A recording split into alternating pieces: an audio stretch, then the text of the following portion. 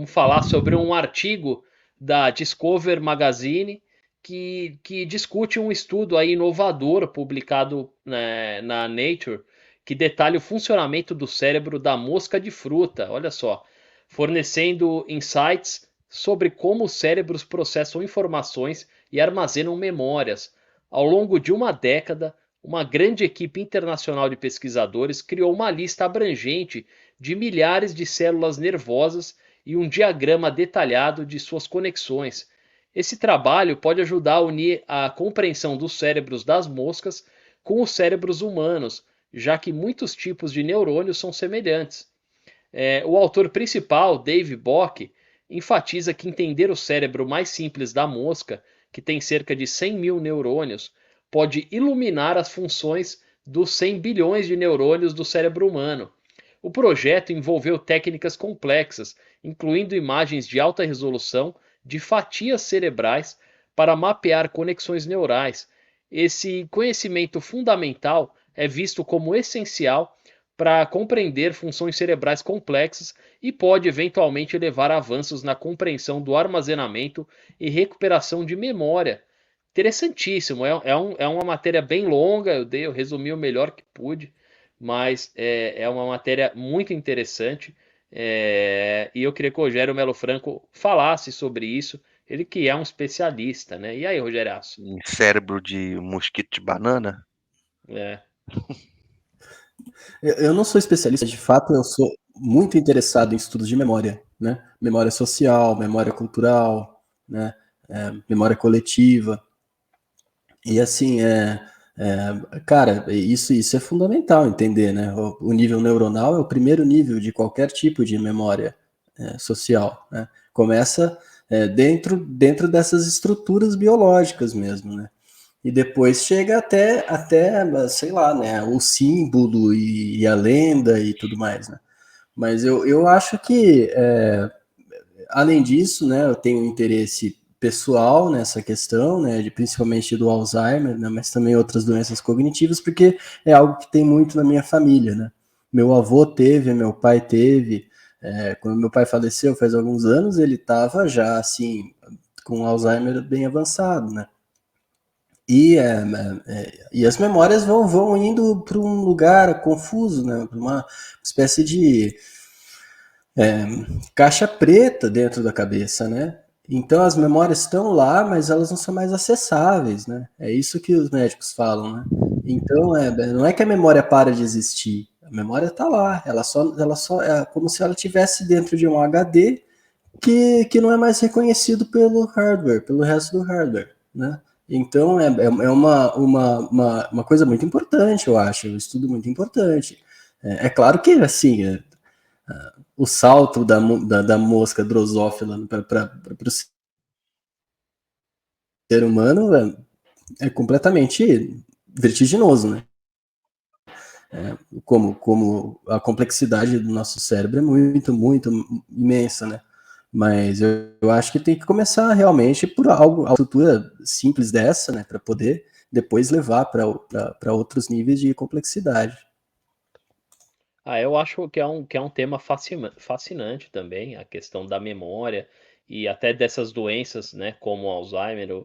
O tio-avô da minha mulher teve Alzheimer, né, e uma situação que se estendeu por muitos anos, e eu lembro que a gente ia em festa, a gente tava com eles, a única coisa que até o fim ele nunca esqueceu foram ditados, né, então você encontrava ele e falava, água mole em pedra dura, ele completava, tanto bate até que fura. Até o fim, cara. Casa de ferreiro, espeto de pau, todas ele, qualquer uma ele completava, assim, impressionante. Já não sabia mais o nome das pessoas, sabe? Já não sabia mais quem era, mas esses ditados até o fim ele Eu acho falava, fascinante, impressionante. eu acho fascinante. O meu pai, ele não lembrava o que ele tinha feito ao longo do dia, mas ele lembrava com clareza e nitidez impressionante as experiências que ele teve em Santa Catarina em 1967. Então ele falava disso, ele meio que viveu lá, né? A mente dele estava lá, de quando ele serviu o exército, sabe? Nessa época.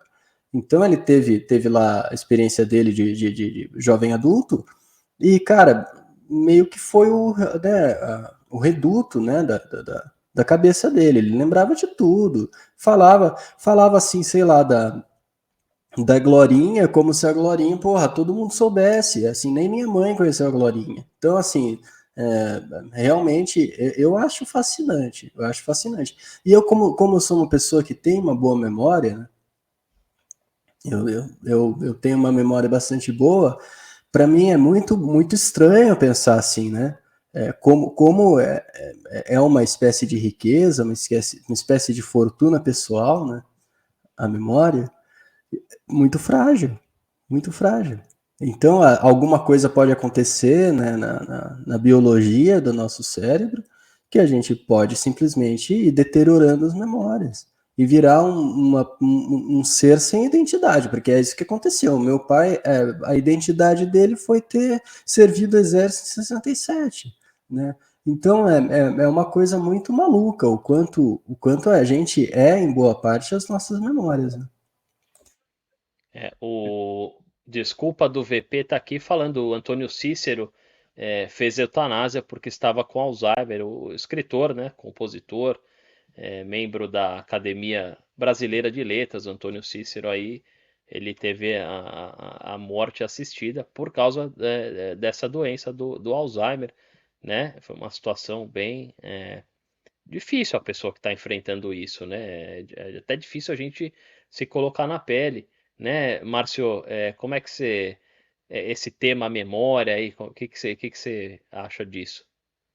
Eu acho fundamental toda essa tecnologia que está por trás disso, que vem crescendo exponencialmente aí, como a gente já trouxe em outras lives, não só de inteligência artificial, mas qualquer tipo de tecnologia, de novos chips, de novos computadores, de novos exames que estão saindo e das pessoas, né, podendo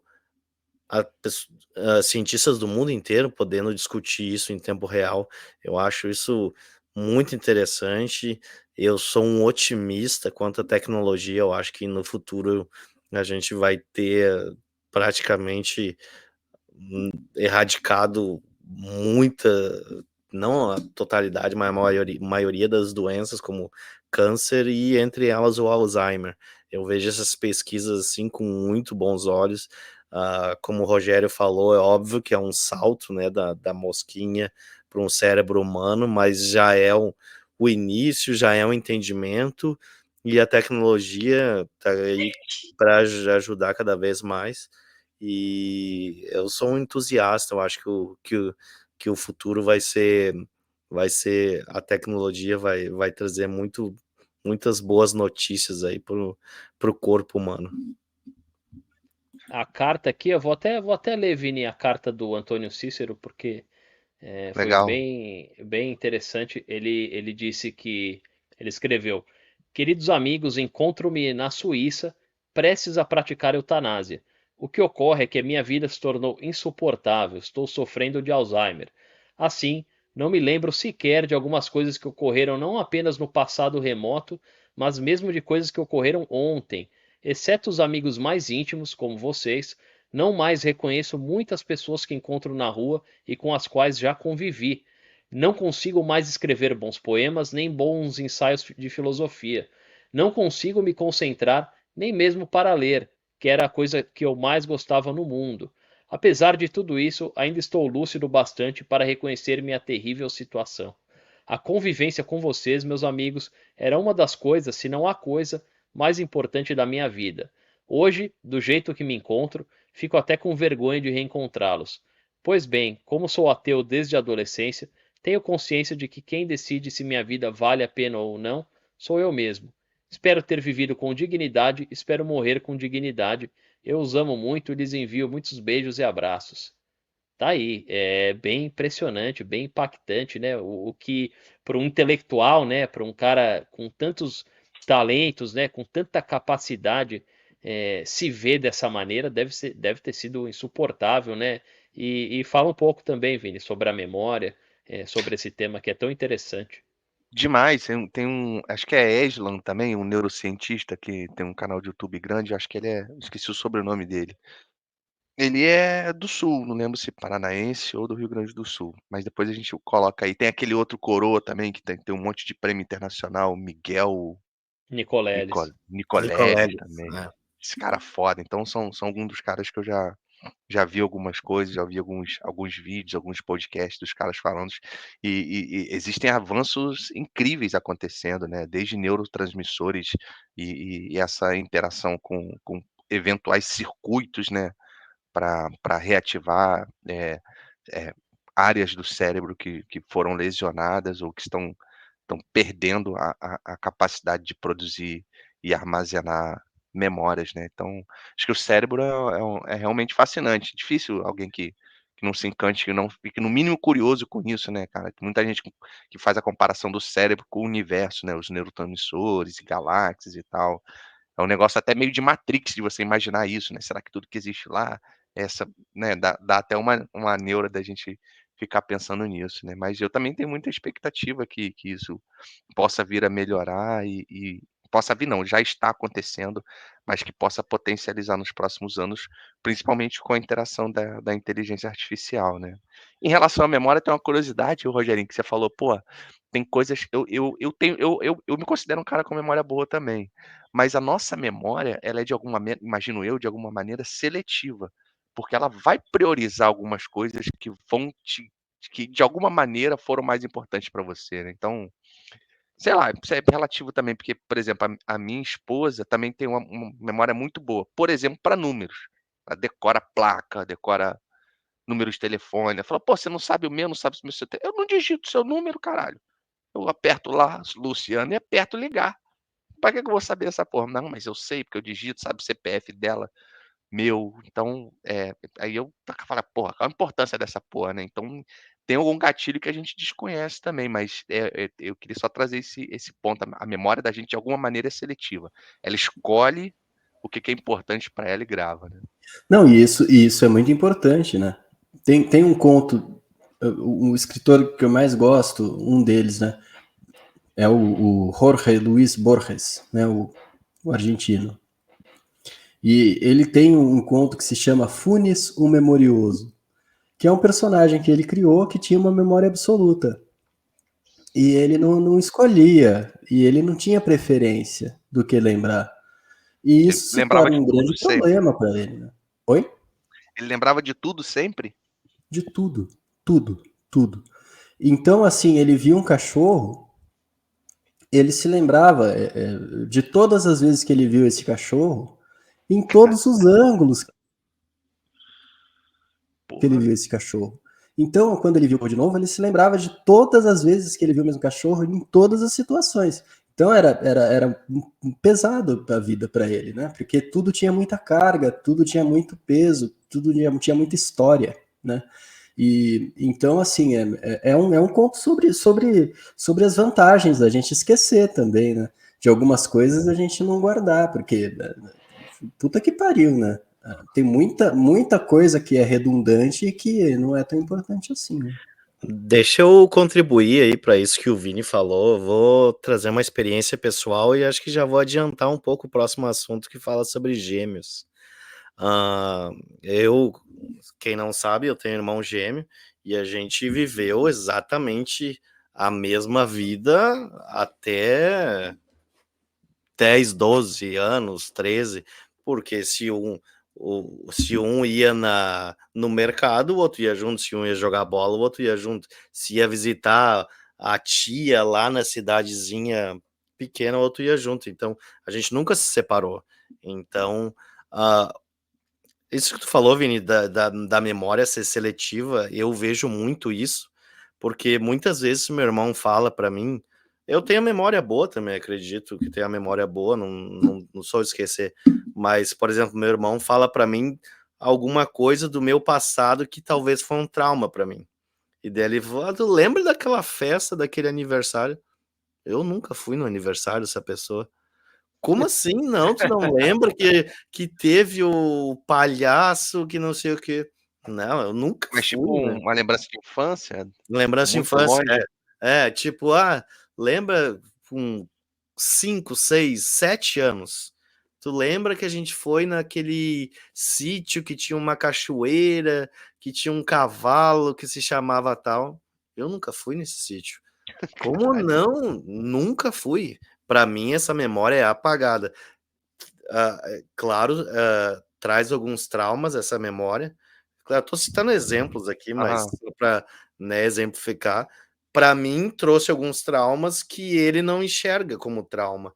Então acho que a minha memória apagou isso do meu o meu cérebro apagou essa memória de mim, que sinceramente ele fala: "Não, a gente a gente andou a cavalo, não sei". Eu nunca andei a cavalo na vida. Sabe, são coisas assim que minha memória simplesmente apagou isso, apagou tudo. Que loucura. Eu tenho, cara, eu tenho uma memória muito boa para pessoas, né? Eu lembro dos meus colegas de escola quando eu era criança, assim, eu lembro de todo mundo. Se eu vejo uma pessoa na rua, às vezes eu vou. Vocês sabem que eu adoro ir ao supermercado. E eu vejo pessoas que eu já vi ali no mercado. Eu lembro de todo mundo, é impressionante. Minha memória é Tá muito meio que no boa ponto para. aquele cara, falou: "Porra, que nunca falou com o cara, mas já encontrei aquele cara ali da semana É, passada, há 5 anos atrás ele estava naquela outra gôndola". eu lembro, eu sei, às Diego, vezes, óbvio, você é você bom não de. sabe, você não sabe o nome da pessoa e tal, mas você, não, eu já vi aquele cara, já vi, assim, e aqui eu moro num lugar que é muito pequeno, então eu lembro das pessoas, é incrível, cara. E você tem memória boa para localização também, para caminho? Geralmente quem é Não, bom fisionomista é bom de memória de caminho também. não, eu Não. sou péssimo, cara, eu sempre erro o caminho. Minha mulher fica O louca, cara. meu pai era fantástico de caminho. Foi a primeira coisa que foi embora com o Alzheimer. Primeira coisa. Impressionante. Ele era muito bom de caminho. Ele chegava assim numa cidade que ele foi uma vez, sei lá, eu fui em Botucatu em 72. Pô, ele foi, sei lá, em 2012 pô, lembrava de tudo e fez, sabe? Sabia onde ficavam as coisas. Impressionante. Porra, muito legal, tema muito legal. O Desculpa do VP tá aqui. Para quem precisar de ajuda, o canal O Lado Bom do Alzheimer é supimpa. Boa dica aí, valeu. Desculpa do VP. Esses nomes são muito bons, né, cara? Eu não sei quem é Muito. o desculpa do VP, mas ele deve ser milenial, porque esse canal é supimpa.